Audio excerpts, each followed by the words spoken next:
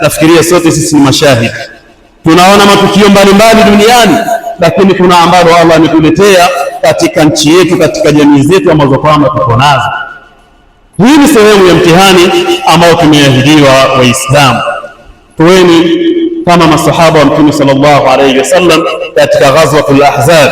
Falamma raa almu'minuna alahzab, waumini walipoyaona majeshi ya maadui tayari yameuelekea mji wa Madina kivita na kuwatoa Waislamu Madina, kumtoa Mtume sallallahu alayhi wasallam katika jiji la Madina, walisema hadha ma wa'adana Allah wa rasuluhu, haya ndiyo yale ambayo kwamba Allah ametuahidi na mtume wa Allah ametuahidi, yamefikia wakati wake.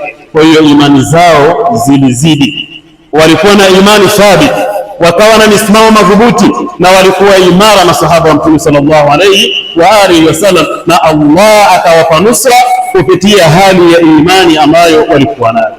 Lakini pia Allah anasema katika majaribio ambayo tutawaleteeni, waljuu, njaa ni mtihani. Njaa si kitu kizuri mtu kuwa ni mwenye kukiomba au kuona njaa ni kitu cha kawaida sana. Ni katika mitihani mizito ambayo Allah amesema tutawajaribuni kwa hofu na njaa, wa naqsun min al-amwali wal anfus. Lakini pia kuna majaribio ya kupungukiwa na mali, lakini pia kuna majaribio ya vifo vya watu. Anfus ni kutokewa na vifo katika familia mbalimbali au vifo vinakithiri katika jamii. Hii yote ni mitihani ambayo kwamba tayari tumeshaahidiwa.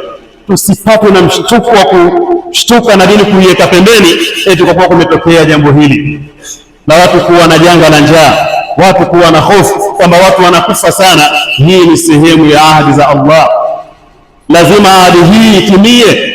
Na hapa Allah liyamiza Allahu al-khabitha min at-tayyib, Allah anataka kupambanua kizuri, yani kilichokuwa kisafi na kibaya.